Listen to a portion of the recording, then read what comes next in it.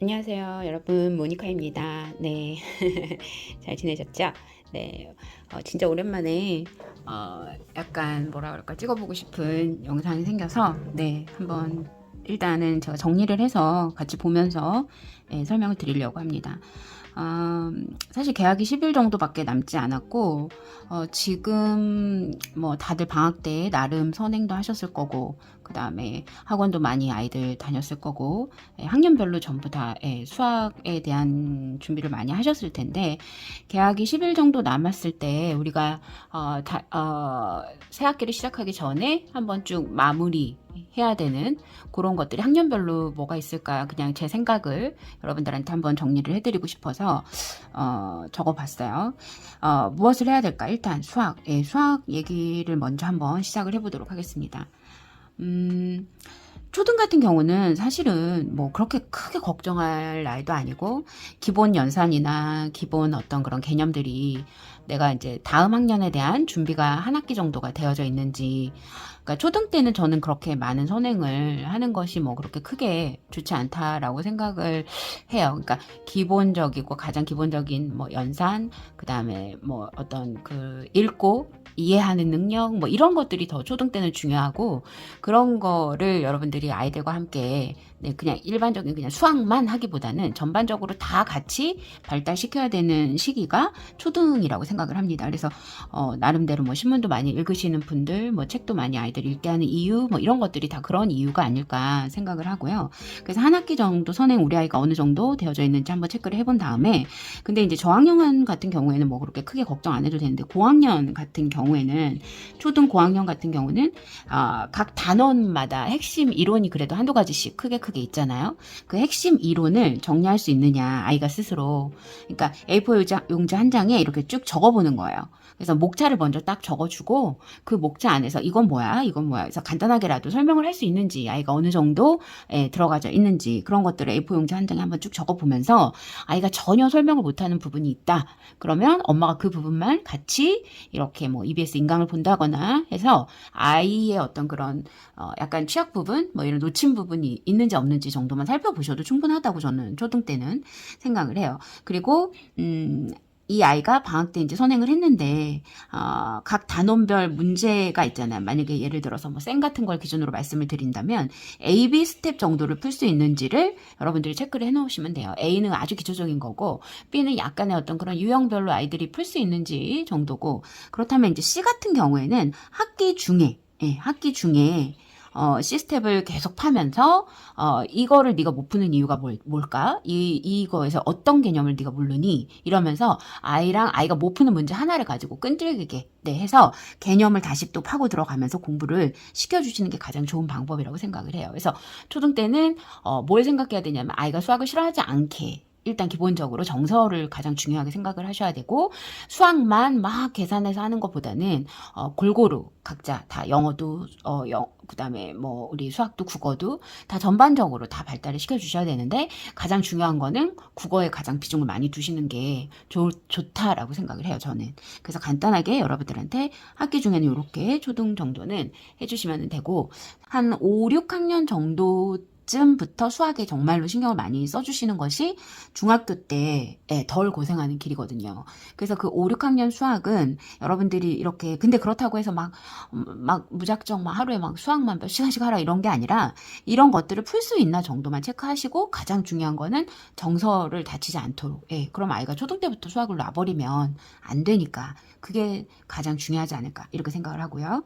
그 다음에 이제 예비 중1, 2, 3 이런 친구들은 이제 중학교에 가니까 괜히 좀 떨리고 괜히 좀 걱정되고 이러는데, 사실 그렇게 크게 걱정은 안 해도 돼요. 걱정 안 해도 되고, 예비 중1 뭐 1이든 2든 3이든 가장 공통적인 거는 뭐냐면, 개학 전에 지금 한 10일 정도 남았을 때 1학기의 그 내용 중에서 1학기 내용 중에서 중요한 이론을, 아까도 얘기 드렸죠. 그 중요한 이론들이 있는데, 그 중요한 이론들을 A4 용지에 얘가 적으면서 혼자 설명할 수 있나? 요걸 한번 체크를 해보세요, 혼자 먼저. 그래서 네가 이 부분을 잘 모르네, 많네. 그러면 그 집중 체크할 부분을 하나 택한 다음에 그 부분 또는 뭐 그런 부분의 이론 같은 것들을 한번 중점적으로 같이 한번 다시 인강을 본다거나 체크를 해주세요. 그래서 집중 체크할 단원, 네가 이 부분이 좀 약하네. 이러면서 체크를 해주시고, 그 다음에 이제 중학교 때부터 그래도 시험이 있는 학년들이니까 교과서와 문제집 두 가지 형태를 이제 나눠서 보는데, 교과서에는 이제 학기를 시작하기 전에 한번 중단원, 대단원이라는 그 단원이 나눠져 있어요. 그래서 중단원 끝에 중단원의 핵심 문제들이, 그러니까 총 이렇게 중단원을 평가할 수 있는 문제들이 있고, 대단원은 전체 중단원 여러 개를 모아놓은 것이 한꺼번에 다 나오는 부분이 대단원이에요. 그 핵심 문제를 교과서에 있는 것도 못 푸는데 문제집만 드립다 풀면 안 되잖아요. 핵심 문제를 완벽하게 풀 수 있는지를 아이와 체크를 해보시는 게 좋아요.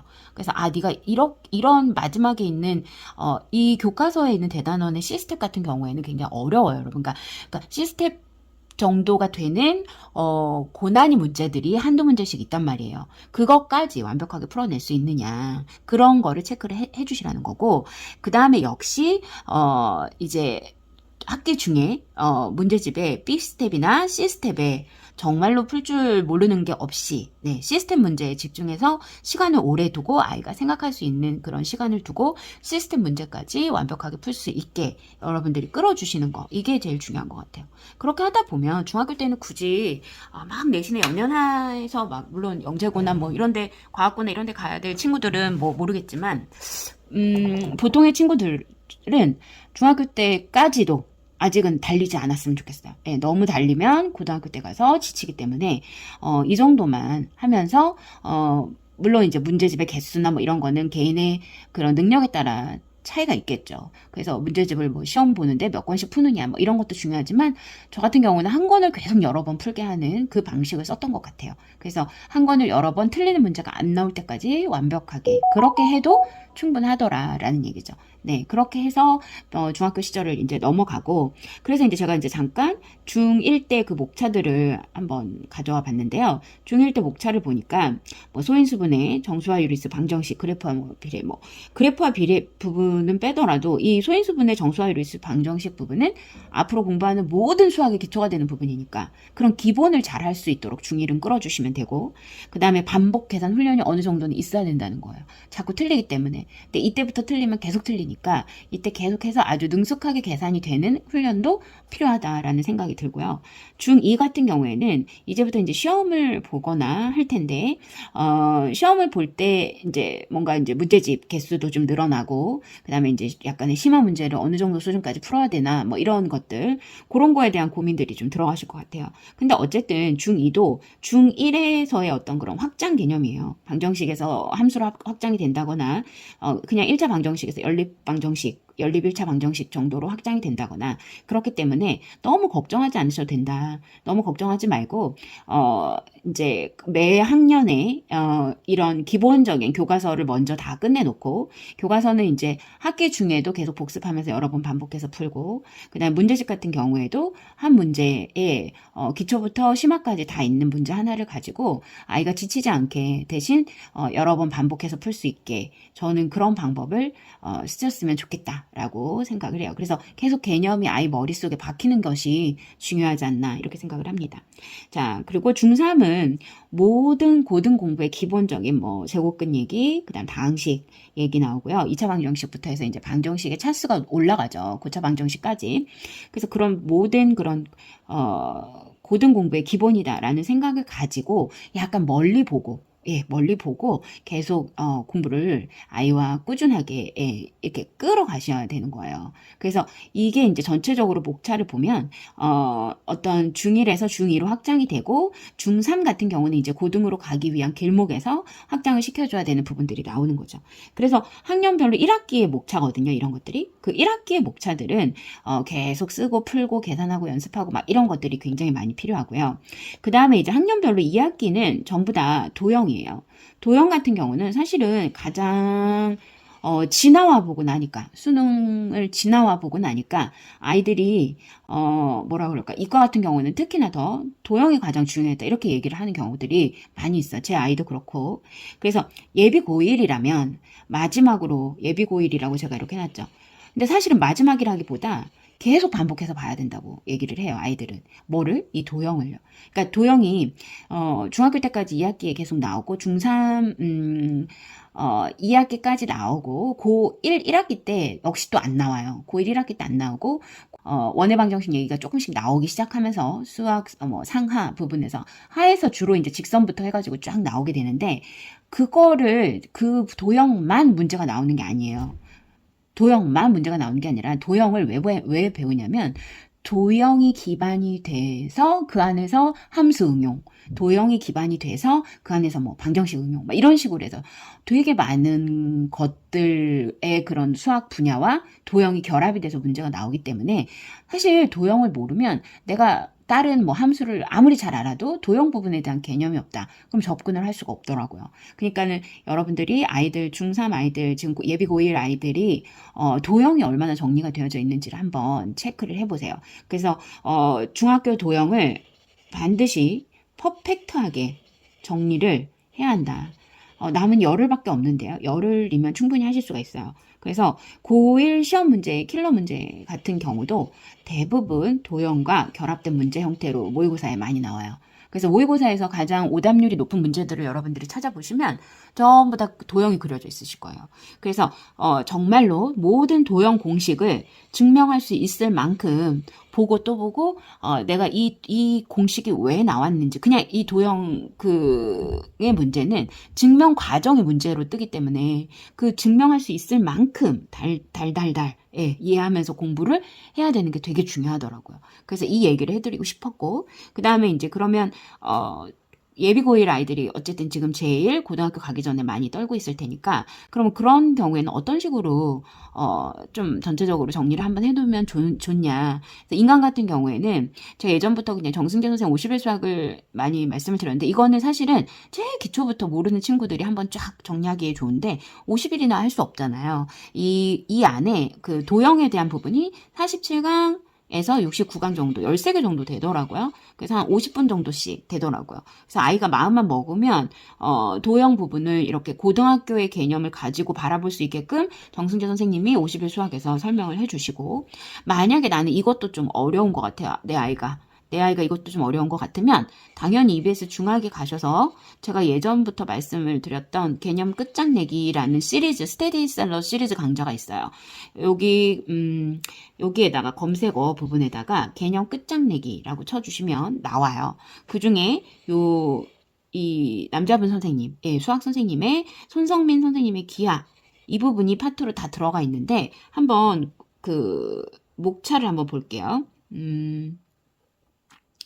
여기 보면 이 선생님이신데 이게 되게 오래된 강의기는 해요. 하지만 굉장히 개념만 퍼펙트하게 빨리 정리할 수 있도록. 그러니까 여러분들은 이제 이거 개념만 보고 또 개념만 이거 하나만 알면 안 되고 관련된 그런 어떤 연계된 모의고사 문제에서 그러면 이거는 원의 방정식이 연결된 모의고사 문제네. 그러면 이거는 어떤 식으로 접근을 하면 되겠구나. 이것까지가 되면 제일 좋은 선행이죠. 그래서 이 기본 도형들을 보면 여기 직선부터 나오죠. 이렇게 직선부터 나오고 그 다음에 각 동의각, 억각, 개념, 점. 지금 보면 다 알 것 같죠? 근데 사실은 아이들이 되게 많이 잊어버려요. 예, 한두 달만 놀아도 수학 그거를 다 잊어먹고 특히 중요한 게 뭐냐면 삼각형 부분이에요. 삼각형. 여러분. 이 삼각형 부분은 정말로 이제 삼각비와 결합해서 뭐 다 나오니까 반드시 정리를 해두길 바래요. 삼각형과 원은 진짜 중요하죠. 그래서 그런 식으로 정리를 좀 해놓으면 아이들이 고등학교 가서 모의고사 문제를 접했을 때 많이 당황하지를 않을 거예요. 그래서 모의고사 수학 고1 문제를 뭐 3월달 정도만 풀지 마시고 369 해가지고 계속 반복해서 풀면서 내가 그 모의고사 문제에서 못 푸는 문제, 그러니까 킬러 문제에 정말 어려운 문제 하나를 정말로 파고 해서 하나의 개념을 내 걸로 만드는 그러한 과정이 훨씬 더 중요하다라는 얘기죠. 그래서 선행의 정도는 사람마다 다 다르기 때문에 아이들마다 수준이 다 천차만별이라서 어디까지 하세요라고 말씀을 못 드리지만 아이들도 다 의견이 분분해요. 그러니까 너무 많은 선행이 별로 좋지 않다라고 말하는 친구도 있고 그래도 한번 다 쫙 들어놓는 것이 이렇게 뭔가 처음 공부하는 것보다는 도움이 된다라고 말하는 경우도 있고, 학교에서 선생님들이 만약에 선생님을 잘 만나면 좋은데 혹시 그렇지 않은 선생님도 사실은 되게 많이 봤거든요. 설명을 잘 못하시는 거예요. 그러니까 한번 쭉 다 듣고 그렇다고 학교 수업을 안 들을 수는 없어요. 시험은 그 선생님이 내는 거니까. 그러니까 한번 쫙 설명을 듣고 이 선생님이 이런 부분에 뭔가 시험 문제를 이런 데에 집중해서 설명을 하는구나. 이 정도를 파악하면서 수업을 들으려면 미리 한 학기 정도는 예습을 해놓는 게 좋겠죠. 그리고 약간은 깊이 있게 공부를 하는 시간을 지금 갖지 않으면 고3 때 이럴 때 가면 너무너무 힘듭니다, 여러분. 아시겠죠?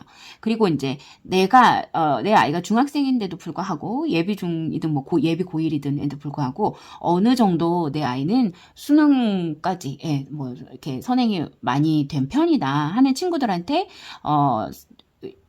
그러니까 뭐라 그래, 권해주고 싶은 그런 강의는 EBS, 그러니까 저는 이제 사설은 좀 빼고, 뭐 이렇게 유명하신 분들은 빼고, EBS I에 가면 무료로 들을 수 있는 차현우 선생님, 네, 이분도 뭐 1타 강사시죠. 그래서 차현우 선생님의 그 이과 수학을 위한 도형 총정리, 이거는 이제 수능 개념의 입장에서 바라보는 거라잖아요.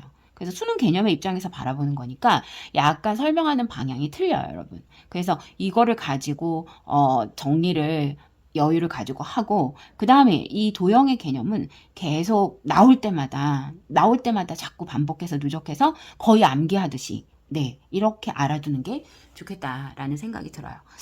자, 그래서 제가 뭐 오랜만에 그냥 수학 그 생각을 말씀을 드렸는데, 결론은 뭐냐면 초등 아이들, 중등 아이들 많이 걱정하지 말고 한 학기 정도의 선행만 하고 교과서에 있는 걸 완벽하게 풀 수 있는 정도의 선행을 하고 학기 중에는 문제집에 있는 심화 문제 정도까지를 깊이 있게 탐구하는 그런 식의 선행이 좋겠다라는 제 생각이고, 고1 같은 경우에는 고등학교를 들어가서 우리가 이제 뭔가 수학을 이제 정말로 그동안 배웠던 것들을 다 활용해서 점점 나가는데, 사실은 고1 같은 경우에는 그나마 쉬워요. 그나마 쉬우니까 고1 같은 경우에 고1 때 정말로 최대한의 성적을 받을 수 있도록 전부 다 어차피 1학년, 2학년, 3학년 다 똑같이 균등하게 들어가는 학교들이 많기 때문에 고1 때 최선을 다해서 성적을 올려놓는 그러한 작전이 가장 좋겠더라.